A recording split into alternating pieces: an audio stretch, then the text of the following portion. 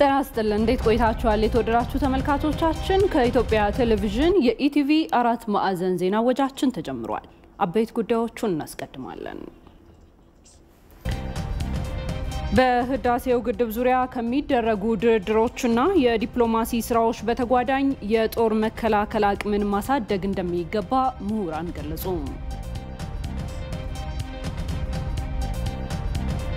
የፌደራል ማረሚያ ቤቶች አስተዳደር የሰብአዊ መብት ጥሰት ማሻሻያ ስራዎች እየተተገበሩ መሆኑን አስታወቀ ከውጪ የኬንያ ኮቪድ-19 ኮሮና ቫይረስ ወረርሽኝን ለመከላከል ስትከተል የነበረውን አሰራር ስርዓት ዳግም ማጤን ጀመረች የሚሉት አበይት ጉዳዮቻችን ናቸው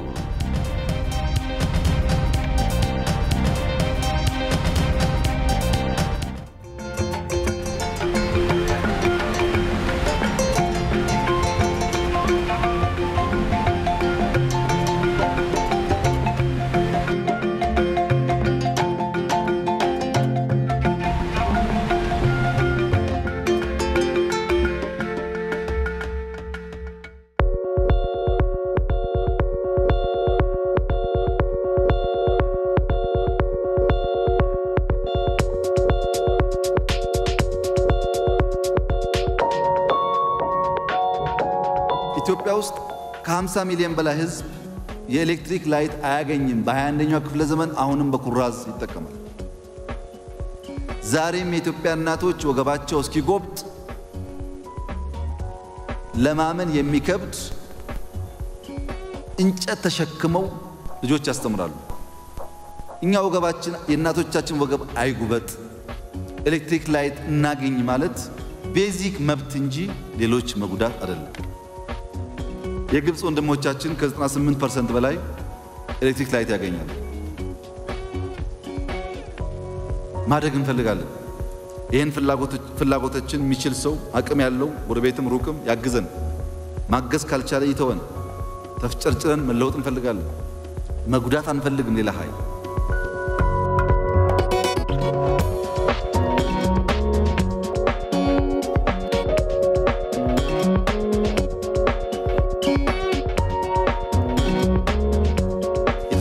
ተጠብቅ በአራት ዓመት 20 ቢሊዮን ዛፍ እንትከል እንደዚህ ያለ ዓለም ውስጥ አንድም ሀገር የለም ህዝባችን ነው በነፃ እየወጣ የሚተክለው ካልተከልን ህዳሴ ይደርቃል ዝናብ ከሌለ ህዳሴ የለም የህዳሴ ዋናው ምንጭ ዝናብ ነው እሱ ደግሞ በአካባቢ ጥበቃ የሚረጋገጥ ነው ልባም ጎረቤቶች ካሉን ዛፍ መትከል ላይ እኛም ማገዝ አለባቸው አካባቢን ጠብቅ ከተፈጥሮ እንጠቀም ወንድሞቻችን አንጉዳ ሌብነትን ቀንስ የሰው ዕውቀት ጉልበት እንጠቀም እንደግነ ያለው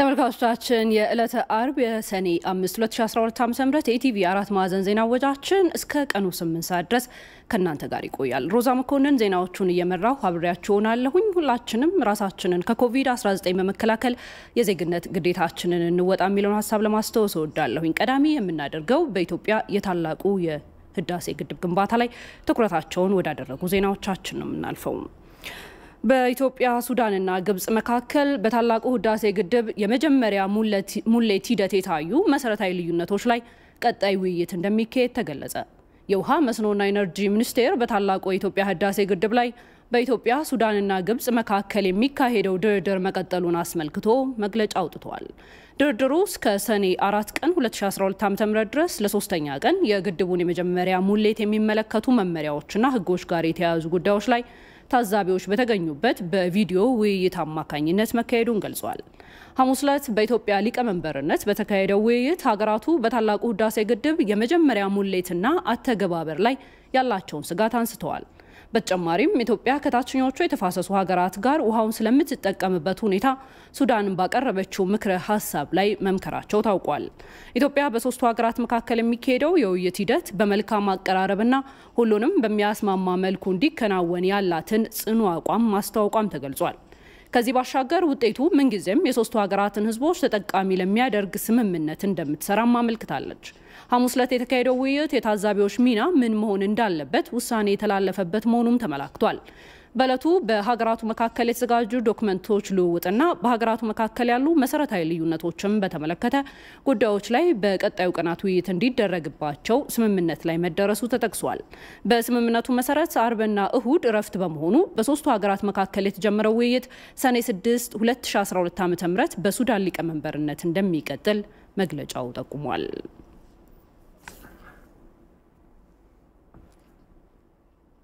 የኢትዮጵያ ሕዝብ በሀገሩ ህልውናና ክብር ከመጡበት ሞት የማይፈራ ጀግና ሕዝብ መሆኑን አይደለም ግብጽ ዓለም እንደሚያውቀው የጦር ኃይሎች ምክትል ጠቅላይ ኢታማዦር ሹም ጀነራል ብርሃኑ ጁላ አስታወቁ። የተሳሳተ የመሪዎቿ አስተሳሰብ ግብጽን በከፍተኛ ደረጃ እንደሚጎዳትም አመልክተዋል። ጀነራል ብርሃኑ ጁላ በተለይ ከአዲስ ዘመን ጋዜጣ ጋር ባደረጉት ቃለ ምልልስ እንዳመለከቱት ግብጾች ኢትዮጵያን ጦርነት ከመጣ እንዴት ጦርነትን መስራት እንደሚችሉ በሚገባ ያውቁታል ብለዋል። በሀገሩ ጥቅምና ህልውናም የሚደራደር ኢትዮጵያዊ የለም ነው ያሉት። የጦር መሳሪያ በገፍ መሰብሰብ ብቻ በጦርነት ውስጥ ለድል አያበቃም ያሉት ጀነራል ብርሃኑ በጦርነት ውስጥ ለድል የሚያበቁ ሳይንሳዊ የሆኑ የጦርነት መሰረታውያን የሚባሉ ህጎች እንዳሉም ጠቁመዋል። ጀነራል ብርሃኑ እንዳሉት ለድል የሚያበቁት የመሰረታውያኑ ቁልፎች በሙሉ በኢትዮጵያን እጅ ናቸው። ግብጾች 30 እና 40 ዓመት ሙሉ የሰበሰቡት ብዙ አይነት የጦር መሳሪያዎች አሏቸው። በዚህ አስፈራርተው የጋራ የሆነውን ውሃ እንዳትነኩ ለማለትም ይሞክራሉ። መሪዎቿ በዚህ መልኩ ማሰብ አልነበረባቸውም ብለዋል። ግብጻውያን ከኢትዮጵያ ጋር በጭራሽ መጣላት ሳይሆን ኢትዮጵያንን ተንከባክበው በመያዝ ውሃን እንዴት አድርገን በጋራ እንጠቀም ማለት ነበረባቸውም ብለዋል። ከዚህ ባለፈ ጀነራሉ ከላይ ያለው ሀገር እንጂ ከታች ያለው ሀገር ውሃን መጠቀም አይችልም የሚለው እሳቤ አያስኬድም፣ የዓለም ሕግም አይደግፈውም። ይሄ የተሳሳተ የመሪዎቹ አስተሳሰብ ግብጽን በከፍተኛ ደረጃ ይጎዳታል ብለዋል። ግብጽ አሁን የያዘችው መንገድ ለሀገሪቱ ብዙ ጠላት የሚያፈራባት ነው። ጠላትነት በጨመረ ቁጥር ጭራሹንም ውሃው ሙሉ በሙሉ የኔ ነው ወደሚል የልህ መንገድ ይወስዳል ያሉት ምክትል ጠቅላይ ኢታማዦር ሹሙ መቼም ቢሆን የግብጽ ሰራዊት ኢትዮጵያ ገብቶ ምሽግ ሰርቶ የአባይን ገባር ወንዞች አይጠብቅም፣ የኢትዮጵያን ምድርንም አይረግጥም። እነዚህ ወንዞቻችን ከጦርነት በላይ ታላቅ አቅምና ጉልበት አላቸው ብለዋል። የግብጽ መሪዎች፣ ፖለቲከኞች፣ ሚዲያቸውና ምሁራኑ የግብጽ ሕዝብ እንዲደነግጥ፣ እንዲፈራ፣ ውሃ የሚያጣ እንዲመስለው አድርገው ውሃ የምትለቅለትን ኢትዮጵያን በጠላትነት እንዲመለከት የረጅም ዘመን ስራ ሰርተዋል ያሉት ጀነራሉ ዛሬ ችግር ያመጣባቸው ይሄ ይመስለኛል ብለዋል። የፖለቲካ አመራር ማለት የግብጽን ሕዝብ ዘላቂ ጥቅም አይቶ የግብጽን ሕዝብ ከሌሎች ሕዝቦች ጋር በመከባበር በፍቅር በወንድማማችነት አስተሳስሮ ያለ ጦርነት ያለ ጠላትነት በጋራ እንዲጠቀም ማድረግ ነው ብለዋል። ብልህና አርቆ ሐሳቢ ለሀገሩና ለሕዝቡ የሚጨነቅ የፖለቲካ መሪ ማድረግ የሚጠበቅበትም ይህንኑ ነው ሲሉም ተናግረዋል። ጠላትን መቀነስ ወዳጅን ማብዛት የሚባል ስሌት አለ። መፎከር ሁሉም አማራጭ ጦርነትን ጨምሮ ጠረጴዛ ላይ ነው ያለው ማለት የሐሰት ሪፖርት ጽፎ መበተን፣ ግዙፍ የሚዲያ ዘመቻ ከፍቶ ኢትዮጵያን ማጥላላት፣ በጠላትነት መፈረጅ ትርጉም የለሽ ነገር ነውም ብለዋል ጀነራል ብርሃኑ ጁላ።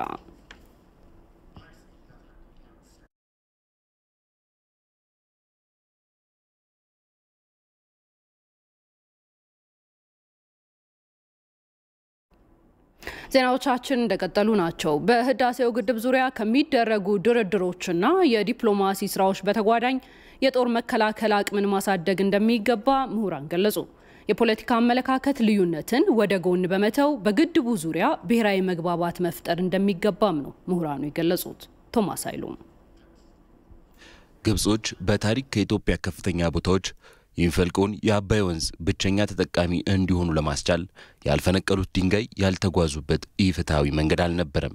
ይህ ደግሞ የተፋሰሱ ሀገራት በወንዙ መልማት ሲችሉ በከፋ ድህነት ውስጥ እንዲማቀቁ ምክንያት ሆኗል። ግብጾች ኢትዮጵያንም ቢሆን በዓለም አቀፍ መድረኮች እንድትገለል ከማድረግ ጀምሮ ውስጣዊና የአፍሪካ ቀንድ የተረጋጋ እንዳይሆን የሄደችባቸው ርቀቶች በርካቶች እንደሆኑ ነው በውጭ ጉዳይ ሚኒስቴር የቀድሞ የአባይ ተፋሰስ ሀገራት ዴስክ ኃላፊ የነበሩት አቶ ተዘራ ወልደመድን የሚናገሩት።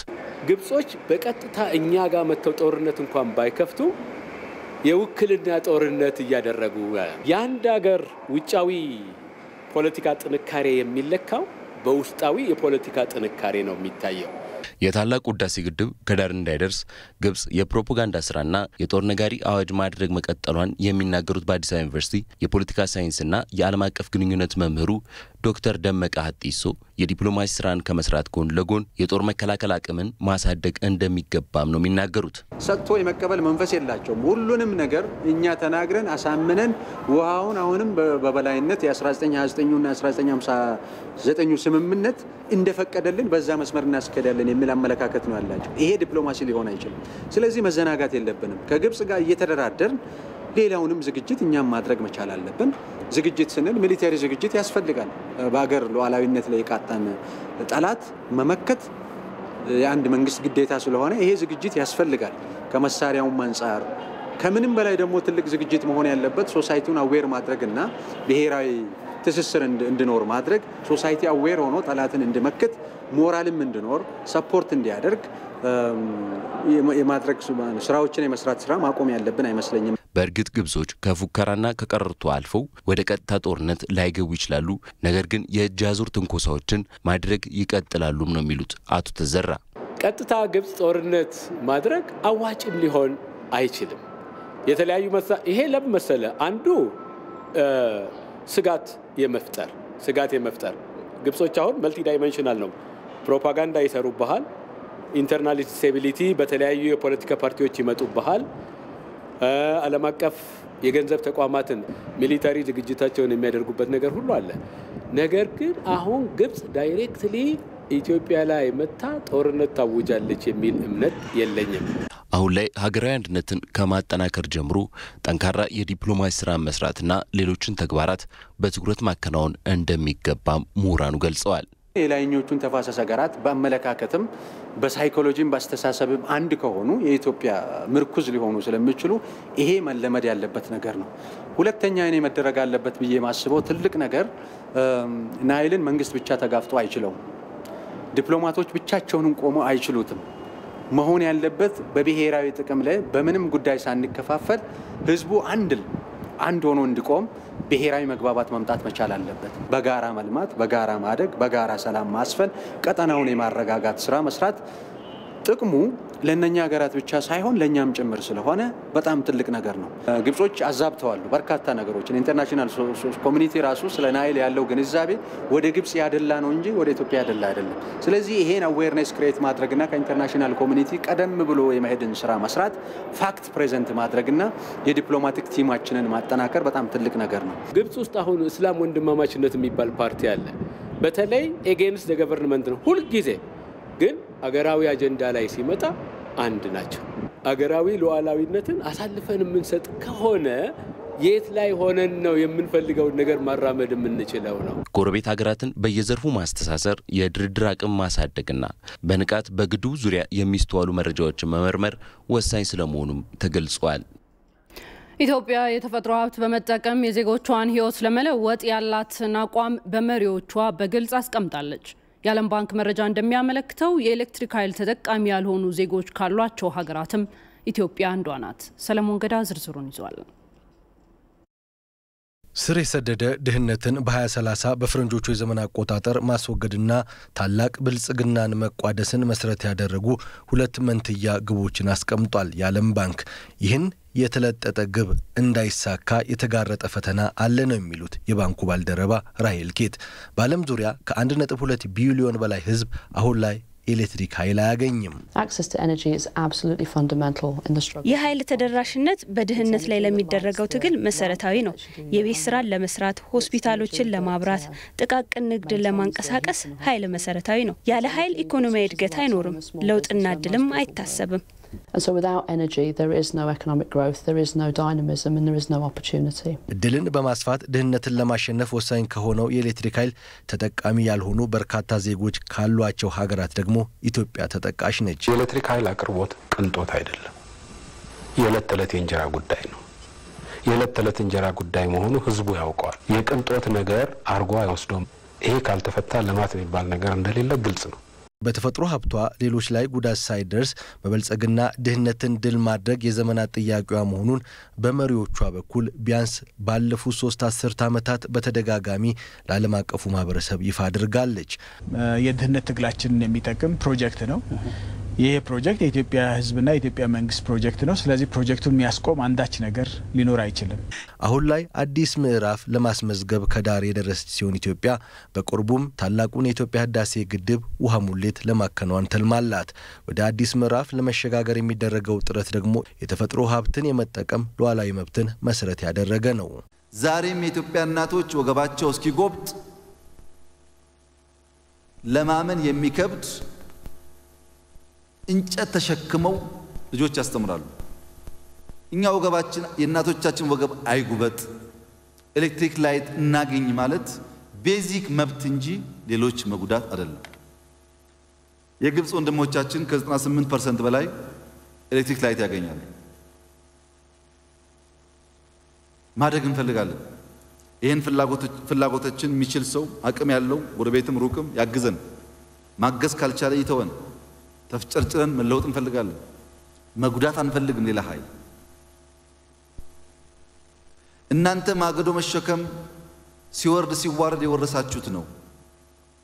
ንጹህ መጠጥ ውሃ አያስፈልጋችሁም፣ ኤሌክትሪክ አያስፈልጋችሁም የሚለን ኃይል ደግሞ ለመቀበል ትንሽ እንቸገራለን። ኢትዮጵያ ታላቁ የህዳሴ ግድብ ፕሮጀክት ሁሉንም የቀጠናው ሀገራት ከራሱ አልፎ ተጠቃሚ እንዲያደርግ እየሰራች መሆኑንም በተደጋጋሚ ይፋ አድርጋለች። በኳታር ዶሃ የመሐመድ ቢን ከሊፋ ዩኒቨርሲቲ የፖለቲካና የስነ ምግባር ምሁር ሙሐሙድ ሙክታር አልሸንግቲ ከአልጀዚራ አረብኛ ቻናል ጋር ባደረጉት ቆይታ ግብጽ የህዳሴ ግድብን በተመለከተ የምታራምደው ሐሳብ ራስ ወዳድነት የተሞላበትና እኔ ብቻ ልጠቀም ከሚል እሳቤ የመነጨ መሆኑን ገለጹ። የፖለቲካና የስነ ምግባር ምሁሩ ሙሐመድ ሙክታር ግብጽ አሁን ላይ በውስጥ ችግሮቿ ሳቢያ እድገቷና ውስጣዊ አንድነቷ እየተቀዛቀዘ መምጣቱን ተናግረው በአንጻሩ ኢትዮጵያ አሁን ላይ ያስመዘገበች ያለው ሁለንተናዊ እድገት ግድቡን ለመገንባት የሚያስችል በመሆኑ ኢትዮጵያን ግድቡን አጠናቀው ተጠቃሚ ከመሆን የሚያግዳቸው ኃይል እንደማይኖር ገልጸዋል። ግብጽ የአባይ ወንዝ የውሃ መጠን ይቀንስብኛል ብላ የምታስብ እንኳን ቢሆን ሌሎች አማራጮችን የምትጠቀምበትን እድል ልታመቻች ይገባል ብለዋል። የመሐመድ ቢን ከሊፋ ዩኒቨርሲቲ የፖለቲካና የስነ ምግባር ምሁር ሙሐመድ ሙክታር مصر دولة متراجعة تعاني من أزمة داخلية وانحسار خارجي ግብጽ አሁን ላይ በህዝቦቿ እየታየ ያለው ማህበራዊ ቀውስ ወደ ኋላ እንድትቀር ያደረጋት ነው።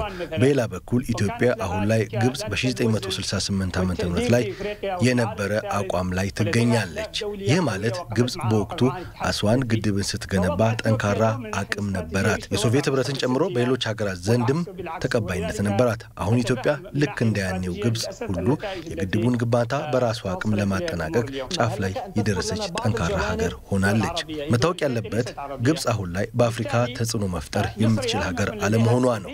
ነገር ግን ይህ እውነታ በ1960ዎቹ በተቃራኒው ነበር። የአባይ ተፋሰስ ሀገራት ቁጥራቸው 11 ነው። ከነዚህ ውስጥ 9 የሚሆኑት የአፍሪካ ሀገራት እንጂ የአረብ ሀገራት አይደሉም። ግብጽ ከአፍሪካ ሀገራት ጋር ጠንካራ ፖለቲካዊም ሆነ ዲፕሎማሲያዊ ግንኙነት የላትም። ይህ ብቻ አሁን ላይ ኢትዮጵያ ካላት ዲፕሎማሲያዊ ተቀባይነት አንጻር የሁለቱ ሀገራት ሚና በአፍሪካ ውስጥ ለውድድር የሚቀርብ አይደለም። እነዚህ ጉዳዮች ግብጽ ግድቡ ላይ ያላት አቋም የተሳሳተ መሆኑን እንዲሁም አሁን ላይ እንደ ሀገር እየገጠማት ያሉትን ፈተናዎች ያሳያሉ። በጅማ ዞን የሚገኙ ሴት ባለሀብቶችና የስራ አመራሮች ለህዳሴው ግድብ የቦንድ ግዢ አከናውነዋል። የቦንድ ግዢውን የፈጸሙት ሴቶች እንደተናገሩት የህዳሴው ግድብ ለሀገራችን ያለንን ፍቅር በተግባር የምንገልጽበት ስለሆነ ሁላችንም በሀገር ፍቅር ስሜት በጋራ ለዚህ ዓላማ ልንረባረብ ይገባል ብለዋል። አስተያየቶቹን የጅማ ዞን መንግስት ኮሚኒኬሽን ቢሮ ነው ያደረሰን። ተከታትለን እንመለስ። ቦንዲ ከና መርሳሳ ደፋዳን ካን ቢታ ጅሩዋኒ ይህንን ቦንድ ስገዛ ለሶስተኛ ጊዜ ነው። ካለን ላይ ቀንሰን የሚጠበቅብንን ማድረግ እንዳለብን ስለሚገባኝ ነው ይህንን የማደርገው። የህዳሴውን ግድብ መክፈል የሚገባንን መስዋዕትነት ሁሉ ከፍለን ከፍጻሜው ማድረስ አለብን። ይህንን ለማየት ደግሞ የሚጠበቅብኝን እወጣለሁ። እኛ የጀመርነውን ግድብ እኛውን ጨርሰዋለን። ስለዚህ ሁሉን ነገር የሚደረገውን ያደረግን ከመቀነታችን ፈተን ሁሉንም ለመስራት እስከ መጨረሻው ከጎን ለመሆን ተዘጋጅቼ ነው የመጣሁት። ዛሬም ሰጥቻለሁ፣ ነገም ገዛለሁ። ሴቶች አሁንም ከመቀነትም ከየትም ፈተው ይሄ ግድብ መጨረስ አለብን። እንደጀመርነው እንጨርሰዋለን። አከዱን ፋኮቴት የቀርሽፍ ማሽንን እንግዲህ አሁን የ5000 ብር ቦንድ ነው የገዛሁት። ይህንን ለማድረግ ያነሳሳኝ ደግሞ ሀገሬን መውደዴና ግድቡ ተጠናቆ እንዳየው ካለኝ ምኞት የተነሳ ነው። ሁላችንም ቢሆን ሀገራችንን እንወዳለን ስንል በሐሳብም በተግባርም መሆን እንደሚገባው ነው የሚሰማኝ። ሁላችንም ሴቶች በቅርባችን ያሉትን ለዚህ ዓላማ ማነሳሳት ይጠበቅብናል። ሴቶች አገር ስለሆነ የአገር ምልክት የቤተሰብ መነሻ ኢንስቲትዩት ስለሆነን ሴቶቻችን ይሄን ወቅታዊ ነገር ተገንዝበን የህዳሴው ግድብ ሁለንተናዊ እንድምታችንን ስለሚፈልግ ትልቅ መነቃቃት ኖሮን የድርሻችንን አስተዋጽኦ እንድናደርግ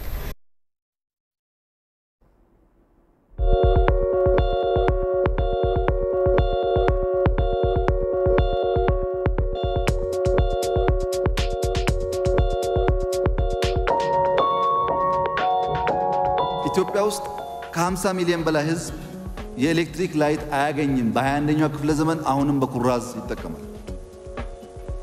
ዛሬም የኢትዮጵያ እናቶች ወገባቸው እስኪጎብጥ ለማመን የሚከብድ እንጨት ተሸክመው ልጆች ያስተምራሉ።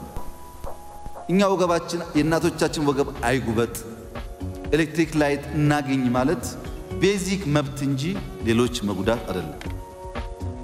የግብጽ ወንድሞቻችን ከ98% በላይ ኤሌክትሪክ ላይት ያገኛሉ። ማደግ እንፈልጋለን። ይህን ፍላጎቶችን የሚችል ሰው አቅም ያለው ጎረቤትም ሩቅም ያግዘን። ማገዝ ካልቻለ ይተወን። ተፍጨርጭረን መለወጥ እንፈልጋለን። መጉዳት አንፈልግም ሌላ ኃይል።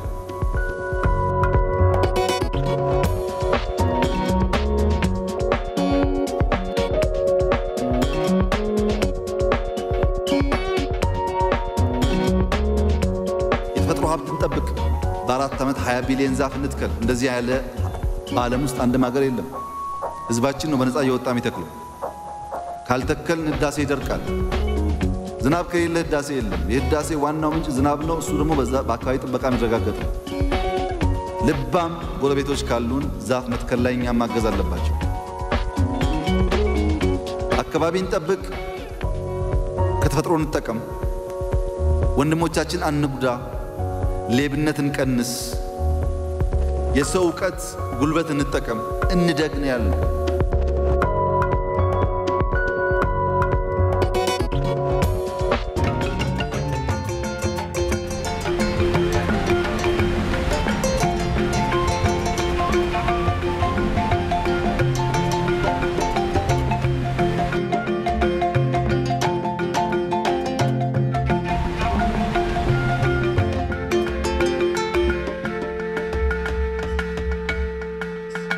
ከኢትዮጵያ ቴሌቪዥን የኢቲቪ 4 ማዕዘን ዜና ወጃችን በቀጥታ ወደ እናንተ መድረሱን እንደቀጠለ ነው።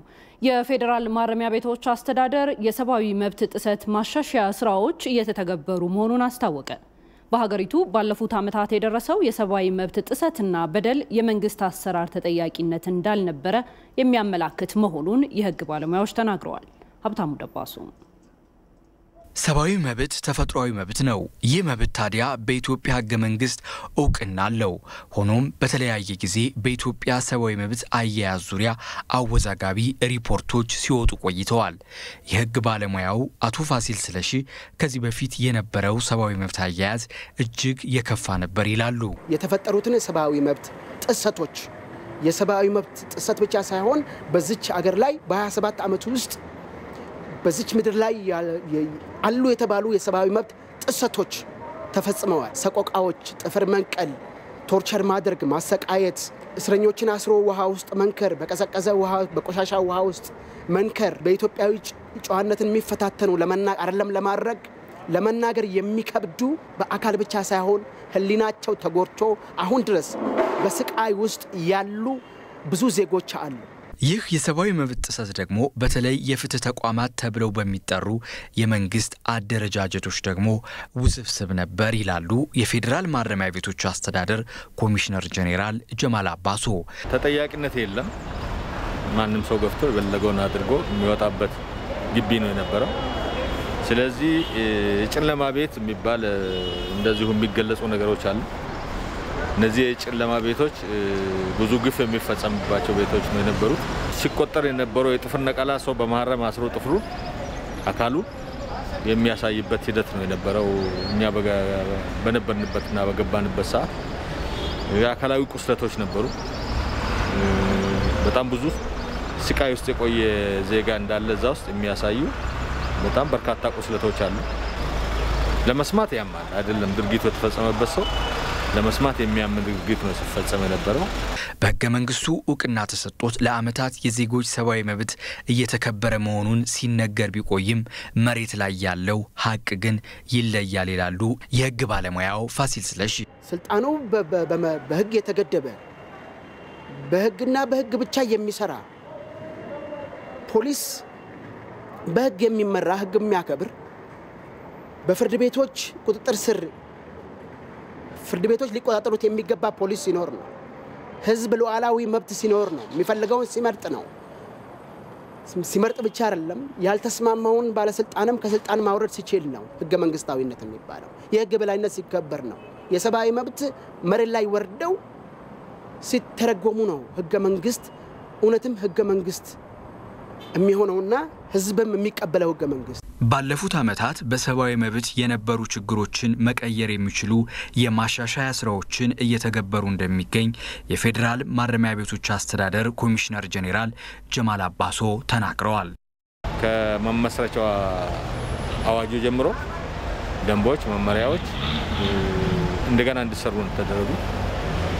እሱ ብቻ አይደለም የማረም ማነጽ ስታንዳርድ ዶክመንቶች በአዲስ እንዲዘጋጁ ነው ያደረግነው።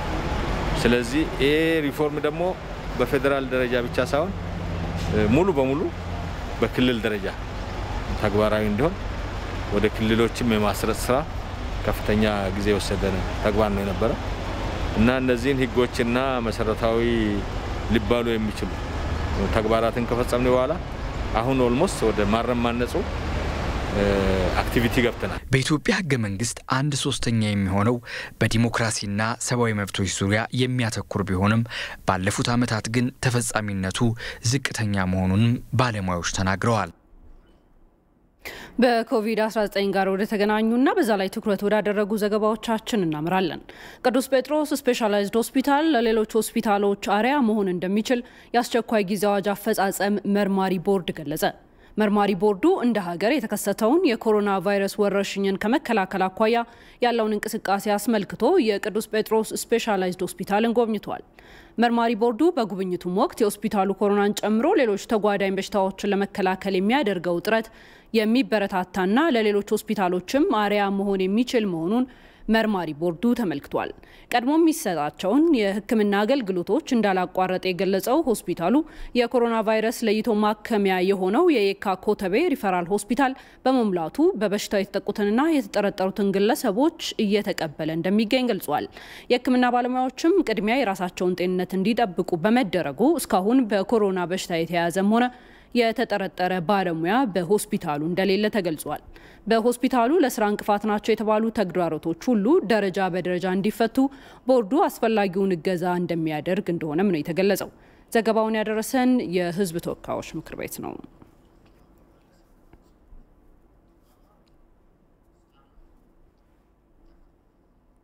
የኮሮና ቫይረስ ስርጭትን ለመግታት ህብረተሰቡ አሁን እያደረገ ያለው ጥንቃቄ የወረርሽኙ ስርጭትን ለመግታት በቂ አለመሆኑን የኢትዮጵያ ቴሌቪዥን ያነጋገራቸው የአዲስ አበባ ከተማ ነዋሪዎች ተናገሩ። ሪፖርተራችን መለስ አምዴ ሀሳቦቹን ወይም አስተያየቶቹን አሰባስበዋል።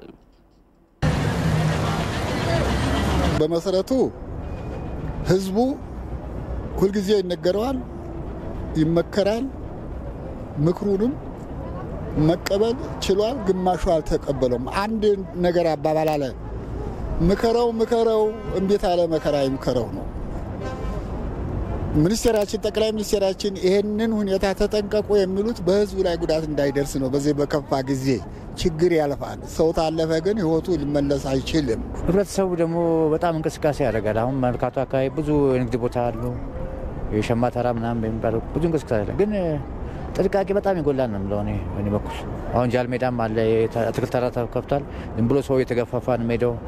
ወይ ቸኩሎ በሐሳብ ወይ በሆነ ነገር ይሆንና ማክስ ኪስ ውስጥ ይዞ ሳያደርገው የሚወጣ ሰው ምናምን ይኖራል እንጂ እንዳለ የከተማው ህዝብ በአሁን ሰዓት አብዛኛውን 99% ተጠቃሚ ነው ማለት ይችላል። ያ 1% ክፋቢል በተለይ በሐሳብ ውስጥ ሆኖ በሆነ ነገር ሆኖ ወይ ደግሞ እንዲ በሪያ አካባቢ ነው ያለሁት እንዲ ነው ምናምን በሚል ተነስቶ በሚወጣበት ሰዓት ላይ የማያደርጋት እንትን ነው እንጂ አብዛኛው ህዝብ ተጠቃሚ ነው። ሁሉ ጊዜ መንግስት ብቻ ጨቅጭቀውና ነዝንዞ ሊሆን አይችልም። ራሴን በራሴ እንትን ማለት መርዳት የራሴ ድርሻ ነው። ለኔ ሳይሆን ለራሴ ብቻ ሳይሆን ለልጆቼ ለቤተሰቦቼ ነው ይሄንን ማደርጋው። ሌሎች መከላከያዎች ላይ ትንሽ አካላዊ ርቀት ጠብቆ የመሄዱ ላይ አሁንም ከፍተኛ ጥረት ይፈልጋል። አሁንም ህዝቡ ራሱን ተአደጋ መከላከል አለበት። ርቀቱን በሜትር ቢያንስ በሜትር አሁን ያየሁት ያለው ጭራሽ አንዳንዶቹ ጭራሽ በአውቶቡስ ሲሳፈሩ እየተጋፉም የሚታይበት ወቅት አለ። ይሄ ተገቢ አይደለም፣ ህገ ወጥ ነው። መንግስት ደግሞ በዚህ ዙሪያ ላይ አዋጅ አውጥቷል። አዋጁን በተግባር መተርጎም አለበት። በዚህ ርዕሰ ጉዳይ ላይ እንቆያለን ተመልካቾቻችን። ተጨማሪ መረጃዎችን ሊያደርሰን ሪፖርተራችን መለሰ አምዴ በቀጥታ መስመር ላይ ይገኛል። ጤና ይስጥልኝ መለሰ፣ እንዴት ውለሃል? ቀደም ሲል ያሰባሰብካቸውን አስተያየቶች ተመልክተናል። ከዚህ ባለፈ ግን አንተ በተዘዋወርክባቸው አካባቢዎች ከኮቪድ-19 ስርጭት ጋር በተገናኘ እየተደረጉ ያሉ ጥንቃቄዎች ምን ይመስላሉ? ምንስ ታዘብክ?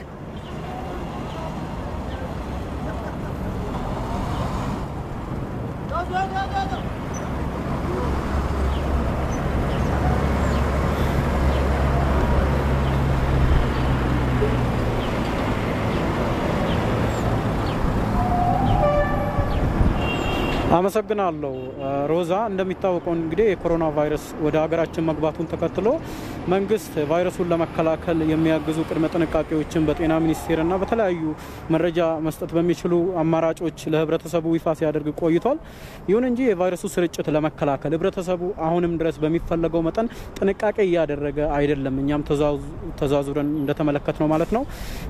ለአብነትም ዛሬ በዚህ በፒያሳ አካባቢ ላይ ተዛዙረን ነበረ። የተለያዩ የህብረተሰብ ክፍሎችን እንደተመለከተነው አነጋግረን ነበረ። ይሁን እንጂ የቫይረሱ ስርጭት ለመከላከል ከቅርብ ጊዜ ወዲህ ትንሽ ለውጥ የሚስተዋለው ማስክ መጠቀም ወይንም ደግሞ ያፍና ያፍንጫ ጭንብልን ሲንቀሳቀሱ ሰዎች ይጠቀማሉ። ይሁን እንጂ አሁንም አጠቃቀሙ ላይ ራሱ ጭንብል ላይ ለውጥ ቢኖርም ጥንቃቄ ይጎለዋል። አጠቃቀሙ አውርዶ አፍንጫ ላይ መጠቀም አለ፣ ወይንም ደግሞ ጉንጭ ላይ አንጠልጥሎ መሄድ፣ በኪስ ይዞ መዞር፣ ፖሊስ ሲያዩ ማስክ መጠቀም አይነት ችግሮች ይስተዋላሉ። ከዛ ባሻገር ደግሞ ህብረተሰቡ በትራንስፖርት ቦታ ላይ ከዚህ ቀደም የኮሮና ቫይረስ ወደ ሀገራችን ሳይገባ የነበሩ ረጅም ሰልፎች፣ መገፋፋት፣ አካላዊ ንክኪዎች አሁንም ምንም አልተቀረፉም። ከዚህ ባሻገር ደግሞ ቫይረሱ ልክ ወደ ሀገራችን እንደገባ አካባቢ ህብረተሰቡ እጁን በተደጋጋሚ በሳሙናና በውሃ የመታጠብ ባህል አድርጎ ነበረ። ያ አሁን አይስተዋልም። የሬስቶራንቶቹ አልፎ አልፎ ሲቀመጡ የነበሩ ሳሙናና ውሃዎችም አሁን አይስተዋሉም። ህብረተሰቡ ያንን አዘውትሮ የመጠቀሙ ባህልም አሁን አይስተዋልም። ሳኒታይዘርና አልኮል በተወሰነ መልኩ ከጭንብል የሚያደርጉ ሰዎች ይዘው ሲንቀሳቀሱ ይስተዋላል እንጂ አሁንም ቫይረስ ስርጭቱን ለመከላከል በጤና ባለሙያዎች የሚመከሩ ምክሮች ህብረተሰቡ ተግባራዊ ሲያደርግ አይስተዋልም። ግድ ካልሆነ ከቤት አትውጡ የሚል ምክር አለ በባለሙያዎች የሚቀመጥ። ሲወጡ እንኳን ተገቢው ጥንቃቄ እንዲደረግ አካላዊ ርቀትን ጠብቆ እንዲንቀሳቀሱ ምክር ይሰጣል በተደጋጋሚ በሚዲያም በሌሎች አማራጮችም። ይሁን እንጂ ህብረተሰቡ አሁንም ተገቢውን ጥንቃቄ ቫይረሱን ለመከላከል የሚያስችል ጥንቃቄ እያደረገ አይደለም። እኛ ተዘዋውረን እንደተመለከትነው ከህብረተሰቡ በተቀበልነው አስተያየት መሰረት ህብረተሰቡ ተገቢ ጥንቃቄ አይደለም እያደረገ ያለው።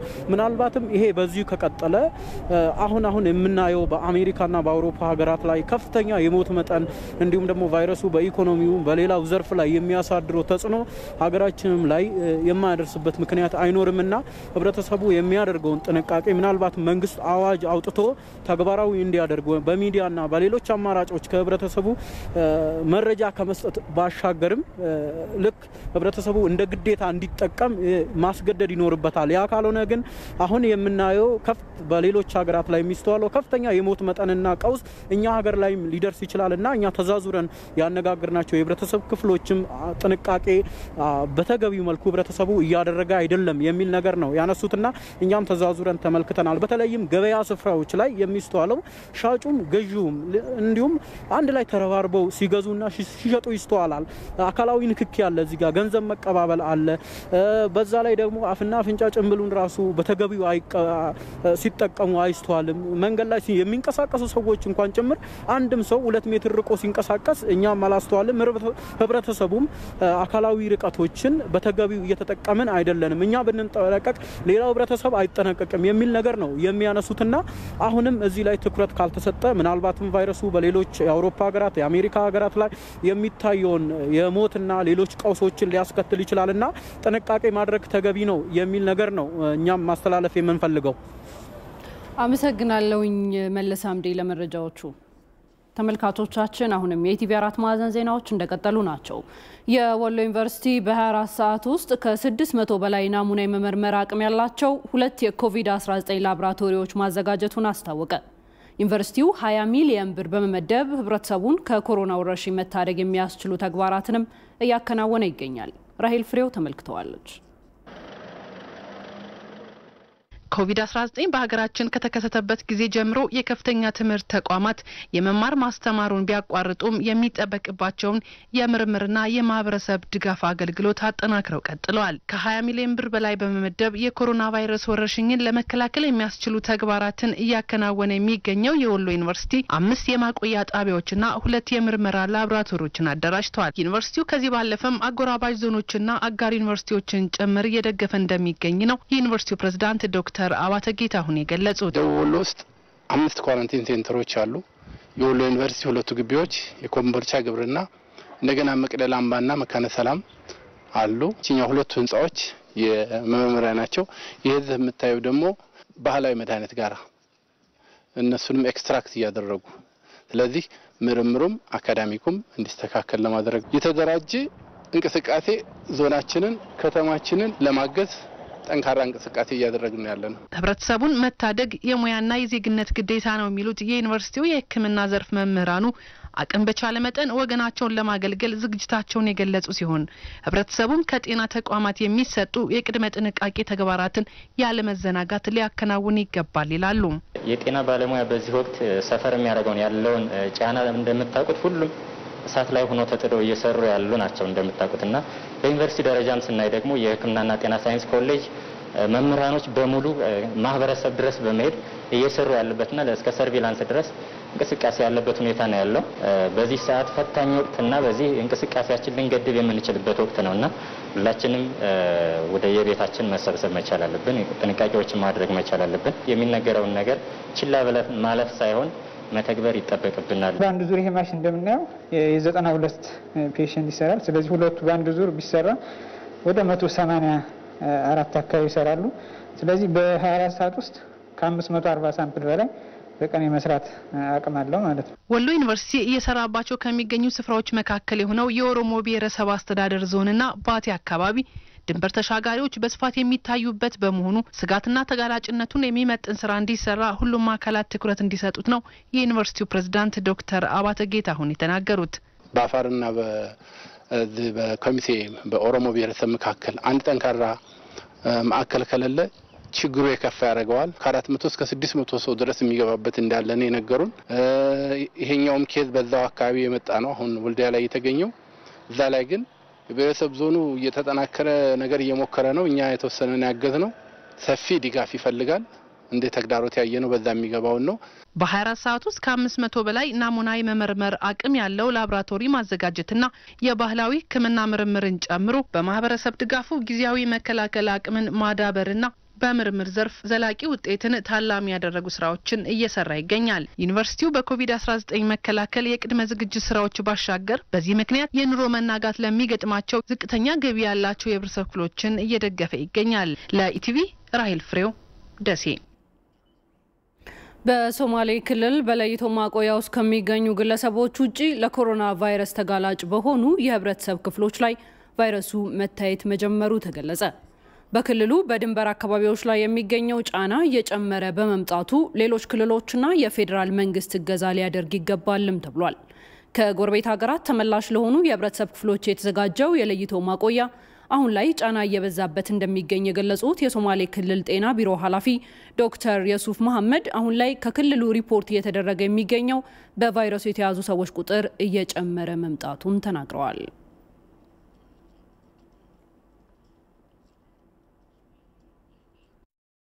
ማህበረሰብ ውስጥ ኬዞች እየወጡ ነው ያሉት። ከለይቶ ማቆያ ብቻ ሳይሆን ማህበረሰቡ ጋር ንክኪ የነበራቸው ሰዎች ክሊኒክ ለሌላ ጉዳይ ሄደው የተገኘባቸውና ስለዚህ የሚያሳየው ማህበረሰቡ ላይ ስፔሻሊ ቨልነራብል ኮሚኒቲ የሚባሉት ተጋላጭ ማህበረሰቦችን እነሱን ለይተን ደግሞ ማስሪ ሳምፕል ወስደን ለመመርመር ኦልሞስት ቅድመ ዝግጅት ጨርሰን ትናንትና ግማሹን ጀምረናል። ለምሳሌ ባጃጅ ሹፌሮች፣ ትራንስፖርት ላይ የሚሰሩት ጤና ባለሙያዎችን፣ ሆቴሎች ላይ የሚሰሩትን እዚህ ለይቶ ማቆያ አካባቢ የሚሰሩትን ሰዎች እነሱን ኦልሞስት ሳምፕል ወስደን ለመመርመር ቅድመ ዝግጅት ጨርሰን እነሱን እያየን ያለውና ስለዚህ በአጠቃላይ እንደ ማህበረሰብ ያው ማስተማርና እንቅስቃሴውን አጠናክረን መቀጠል አለብን። ሪፖርተራችን ቴዎድሮስ ታደሰ እንደዘገበው ቫይረሱ ለለይቶ ማቆያ ውስጥ ከሚገኙ ሰዎች በተጨማሪ ለቫይረሱ ተጋላጭ በሆኑ የህብረተሰብ ክፍሎች ላይ መታየት መጀመሩን ተከትሎ ተጋላጭ ለሆኑት ምርመራ መጀመሩንም ኃላፊው ተናግረዋል። ደወሌ ላይ ያዘጋጀነው ለይቶ ማቆያ 500 ሰው የሚሆን ነበር። ግን ቅድም እንዳልኩ ኦልሞስት በደብል እያስተናገደን ያለ ያዘጋጀነው ቦታና ትልቅ ጫና ነው እንደ ክልል ያለብን። እዚህ ጋር ሰፊ የሆነ የፌዴራል መንግስቱ ድጋፍ ያስፈልጋል። ክልሎች መተባበር መቻል አለባቸው። እዚህ ጋር እንደ ድሬዳዋ ዩኒቨርሲቲ ያለ ሀረማያ ዩኒቨርሲቲ ያለ ለኬኛ ዩኒቨርሲቲ ሆስት እንደሚያደርገው ያንን መስራትና አብረን ተባብረን ተጋግዘን እንትን ማለት አለብን። ያለበለዚያ በኋላ ከክልል አቅም በላይ ከሆነና ሁኔታዎች ከቁጥጥር ውጭ ከሆኑ በኋላ አስቸጋሪ ነው የሚሆነው። በቤኒሻንጉል ጉሙዝ ክልል ጉባ ወረዳ ህብረተሰቡን ከኮቪድ-19 ወረርሽኝ ለመታደግ የሚያስችሉ ስራዎች እየተሰሩ መሆኑ ተገለጸ። በወረዳው በኩል ወደ ሱዳን መግቢያና መውጫ የነበሩ ህገወጥ በሮች በፓትሮል እየተጠበቁ መሆኑም ታውቋል። በስፍራው የሚገኘው ሪፖርተራችን ጀማል አህመድ ተከታዩን ይዟል። ጉባ በቤኒሻንጉል ጉሙዝ ክልል በመተከል ዞን የሚገኝና የታላቁ የኢትዮጵያ ህዳሴ ግድብ ግንባታ የሚከናወንበት ወረዳ ነው። ወረዳው ከሱዳን ጋር የሚዋሰን በመሆኑ ከዚህ በፊት የነበረው የሰዎች ዝውውር አሁንም ሙሉ በሙሉ ባለመቋረጡ ለኮሮና ቫይረስ ስርጭት ተጋላጭ አካባቢ ነው። በመሆኑም ህብረተሰቡን ከቫይረሱ ለመከላከል የወረዳው መስተዳድር ከተለያዩ ባለድርሻ አካላት ጋር በቅንጅት እየሰራ ስለመሆኑ ዋና አስተዳዳሪው አቶ ብርሃኑ በልጌሽ ገልጸዋል። አመራሩ ጀምር ግንዛቤ ከያዘ በኋላ ያው ወደ ማህበረሰቡ ግንዛቤ የማስወረድ ስራ ተሰርተዋል። በተለይም በወረዳው ከሱዳን ጋር የሚያገናኙ ህጋዊ በሮች የተዘጉ ቢሆንም 12 የእግረኛ መግቢያና መውጫዎች መኖራቸውን የገለጹት አቶ ብርሃኑ የቫይረሱን ስርጭት ለመከላከል እነዚህን መግቢያና መውጫዎች የጸጥታ ኃይሎች በፓትሮል እየጠበቁ መሆኑንም ገልጸዋል። 12 ማውጫ አለ ማለት ነው። መግቢያና ማውጫ ተጠበቀው ግን በፓትሮል ነው። ለምን አንዳንዱ ጫካ ላይ ነው እንጂ ማንድሬ የለው። በፓትሮል ነው። ፓትሮል ይደረጋል። በዛ ፓትሮል ነው መቆጣጠር የሚችለው። አንዳንዱ አካባቢ ወይም ሰፈር ያለበት ቦታ ነው። አንድ ቢያንስ ከ12ቱ ወደ 6ቱ ቀበሌ ባለበት ቦታ ነው። ቀበሌዎች አሉ እዛው። ሌላ ግን 6ቱ ደግሞ ቀጫጭን መንገድ ነው። ይሄ በፓትሮል ነው የሚዘጋው። የጉባ ወረዳ ጤና ጽሕፈት ቤት ኃላፊ ወይዘሮ ቡዜና ረጀብ በበኩላቸው ህብረተሰቡ ስለ በሽታው ያለው ግንዛቤ እንዲዳብርና ራሱን ከቫይረሱ እንዲከላከል የማሳወቅ ስራዎች መሰራታቸውን ተናግረዋል። በመንተርቦና ማይክሮፎን በመጠቀም ቅስቀሳና ቤት ለቤትም ባለሙያ ጤና ኤክስቴንሽኖች ጋር በመሆን ጉብኝት እየተካሄደ በየቤት ግንዛቤ የተሰጠበት ሁኔታ ነው ያለው። ከ15747 የሚሆኑ ማህበረሰቦች ግንዛቤ የተሰጠበት ሁኔታ ነው ያለ ቤት ለቤት በማንኩሽና በአልማህል ለይቶ ማቆያዎች ለሚገኙ ዜጎች አስፈላጊው ድጋፍና ክትትል እየተደረገ መሆኑንና ግብዓቶችን የማሟላት ስራም እየተሰራ መሆኑን ኃላፊዋ ገልጸዋል። ወደ ታላቁ የኢትዮጵያ ህዳሴ ግድብ የሚሄዱ የጭነት መኪና አሽከርካሪዎች ምንም እንኳን ወደ ግድቡ ከመግባታቸው በፊት አስፈላጊውን የጤና ምርመራና ጥንቃቄ ቢያደርጉም ማንኩሽ ከተማ ላይ ግን ለቫይረሱ አጋላጭ ሁኔታ መኖሩን የገለጹት ወይዘሮ ቡዜና ችግሩን ለመቅረፍ ከፕሮጀክቱ የስራ ኃላፊዎች ጋር በመነጋገር ላይ መሆናቸውን ተናግረዋል። ያነጋገርናቸው አንዳንድ የማንኩሽ ከተማ ነዋሪዎች በበኩላቸው ቫይረሱን ለመከላከል አስፈላጊውን ጥንቃቄ በማድረግ ላይ መሆናቸውን ተናግረዋል። ስገባኔ ራሴ እጄን ታጥቤ ነው የምገባው። ቤቴ ውስጥም አልኮል የተለያዩ ምን ተጠቀማቸውን ነገሮች ራስ በራሳችን እኔም ባለቤቴም ልጆችም በስነ ስርዓት በሆነ ሁኔታ በሽታውን እየተከላከልን ነው የምንገኘው። በሳኒታይዘር ዙሪያ ከቤተሰብ እስከኛ ድረስ ይዘን ያፍም እንደዚሁ ይዘናል። የራሳችንም ጥንቃቄ ለህብረተሰቡም እንዳገር እየተጠቀምን ነው። ለኢቢሲ ጀማል አህመድ ነኝ ከቤንሻንጉል ጉሙዝ ክልል መተከል ዞን ጉባ። በደቡብ ክልል ጉራጌ ዞን የሚገኘው መሃል አምባ የመጀመሪያ ደረጃ ሆስፒታል 800 ሺህ ብር ዋጋ ያላቸው የተለያዩ መድኃኒቶችና የሕክምና ቁሳቁሶች ድጋፍ ተደረገለት። ድጋፉን ያደረጉት አዲስ አበባ የሚኖሩ የኮኪከር ገደባኖ ተወላጆች ናቸው። ተመስገን ንብረት በጉራጌ ዞን ገደባኖ ጉታ ዘሮለኔ ወረዳ የሚገኘው መሃል አምባ የመጀመሪያ ደረጃ ሆስፒታል ያልተሟሉለት በርካታ ግብዓቶች ቢኖሩም በሂደት ይስተካከላሉ በሚል እምነት በያዝነው በጀት ዓመት መጋቢት ወር ላይ አገልግሎት መስጠት እንዲጀምር ተደርጓል። ሆስፒታሉ በቂ መድኃኒትና ሌሎች የሕክምና መሳሪያዎች እጥረት እንዳለበት የተረዱት አዲስ አበባ የሚኖሩ የኮኪር ገደባኖ ተወላጆችም ለተቋሙ አስፈላጊ የሆኑ ግብዓቶች ድጋፍ አድርገዋል። የድጋፉ አስተባባሪ ዶክተር አቡበከር አስፋ ችግሮቹ ስፋታቸው ምን ይመስላል በሚል እሱን አሰስ አድርገን በዚያ ልክ ከሁሉም አይነት መድኃኒቶች ገዝተናል፣ አዘጋጅተን ወይም አስረክበናል። በሌላ መልኩ ደግሞ ያው ጊዜው አስቸጋሪ ነው። ኮቪድ ወረርሽኝን መከላከያ ለሕክምና ባለሙያዎቻችን በተለይ የሚሆኑ አጠቃላይ የሚለበስ ሺልድ አለ፣ ፌስ ሺልድ አለ፣ ሌሎችም የመከላከያ ፈሳሾቹንም ቁሳቁሶቹንም በሙሉ ኢንክሉድ ለማድረግ ሞክረናል። የመሃል አምባ የመጀመሪያ ደረጃ ሆስፒታል ስራ አስኪያጅ አቶ አብዱዲን ነጋሽም የተደረገው ድጋፍ የሆስፒታሉ አገልግሎት አሰጣጥ ላይ የሚፈጥረው አዎንታዊ ተጽዕኖ ከፍተኛ መሆኑን ይናገራሉ። በርካታ ክፍተቶች ነበሩብን። አሁን ያመጣቸው ሳኒታይዘር፣ ፌስ ማስክ፣ የመድኃኒት እጥረቶች በርካታ በተለይ ከመድኃኒት ጋር ተያይዞ በርካታ እጥረቶች ስለነበሩብን ይህንን የመድኃኒት እጥረት ደግሞ ህብረተሰቡን የተሻለ አገልግሎት ለማድረግ ዶክተር ሐኪሞችን ቢሆን የተሻለ ስራቸውን ለመስራት የሚያነሳሳቸው ነገር ስለሆነ ይህንን ስላደረጉልን እጅግ በጣም ነው በሆስፒታሉ ስም የምናመሰግነው። የጉራጌ ዞን ዋና አስተዳዳሪ ልዩ አማካሪ የሆኑት አቶ ታደለ ግርማ በበኩላቸው ሆስፒታሉ ግብዓቶች በተሟሉለት ቁጥር የአገልግሎት አሰጣጥ ጥራትና ተደራሽነቱን ሊያሳድግ እንደሚገባ አሳስበዋል። ዛሬ የተደረገለት አጠቃላይ የመድኃኒት የንጽህና መጠበቂያና ሌሎች ቁሳቁሶች ደግሞ ሆስፒታሉ የበለጠ አቅሙን ማህበረሰቡን የበለጠ ለማገልገል የበለጠ ተደራሽ ለማድረግ አገልግሎቱ የበለጠ ለማስፋት የሚረዳው ስለሆነ ሆስፒታሉም ይሄንን የተደረገለትን ትልቅ ድጋፍ መሰረት አድርጎ በዚህ ደረጃ ተጠናክሮ መቀጠል ይኖርበታል። በእለቱም የኮኪር ገደባኖ ተወላጆች የሆስፒታሉ ሰራተኞችና ጥሪ የተደረገላቸው እንግዶች በመሃል አምባ የመጀመሪያ ደረጃ ሆስፒታል ቅጥር ግቢ ውስጥ ችግኝ ተክለዋል። ከኮሮና ጋር በተገናኘ ከውጭ የመረጃ ምንጮች ወዳገኘናቸው ዘገባዎች እናምራለን። ኬንያ የኮቪድ-19 ኮሮና ቫይረስ ወረርሽኝን ለመከላከል ስትከተል የነበረውን የአሰራር ስርዓት ዳግም ማጤን ጀመረች። በሀገሪቱ በቫይረሱ የሚያዙ ሰዎች ቁጥር እያሻቀበ መሆኑን ተከትሎ ፕሬዝዳንት ኡሁሩ ኬንያታ ከአካባቢ አስተዳደሮች ጋር በጉዳዩ ዙሪያ መክረዋል። ሰይፉ ገብረጻድቅ ከ47 ሚሊዮን በላይ ህዝብ ያላት የምስራቅ አፍሪካዋ ኬንያ በ47 የአስተዳደር መዋቅር የተከፋፈለች ሀገር ናት። ፕሬዝዳንት ኡሁሩ ኬንያታ ሀገሪቱን ጨምሮ ዓለምን ባስጨነቀው የኮቪድ-19 ኮሮና ቫይረስ ዙሪያ ለመምከር ነው እነዚህን የግዛት አስተዳዳሪዎች የጠሩት። መንግስትም ለግዛቶቹ ቫይረሱን ለመከላከል እየተደረገ ላለው ጥረት የ50 ሚሊዮን ዶላር ገንዘብ ፈሰስ አድርጓል። ፕሬዝዳንቱም የሚመጣው አይታወቅም በሚል እያንዳንዱ ግዛት ቢያንስ 300 የለይቶ ማከሚያ አልጋ እንዲያዘጋጅም አሳስበዋል። We need to secure during this particular period. በዚህ ወሳኝ ወቅት አስተማማኝ ሁኔታ ላይ መገኘት ይኖርብናል።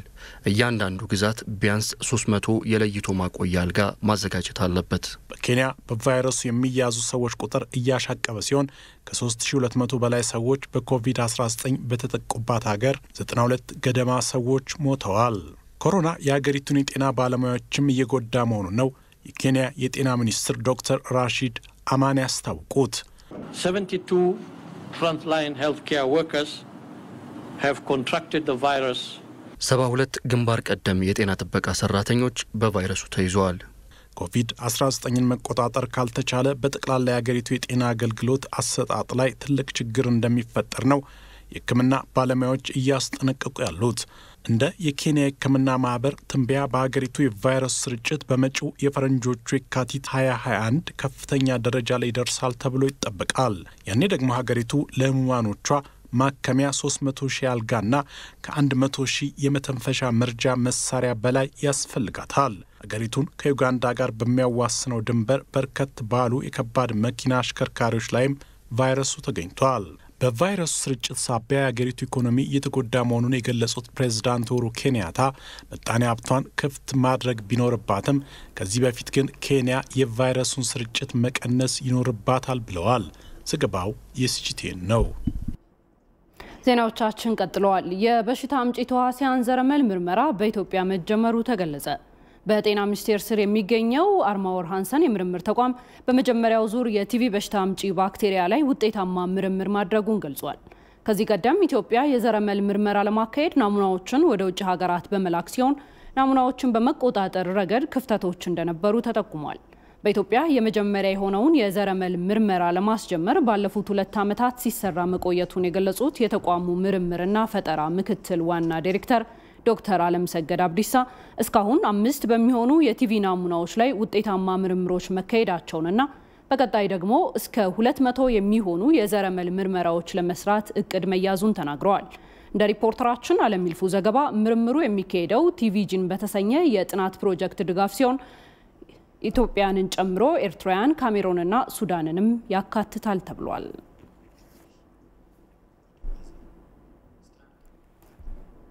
ተመልካቾቻችን አሁን የምናመራው ወደ ዕለቱ የአየር ትንበያ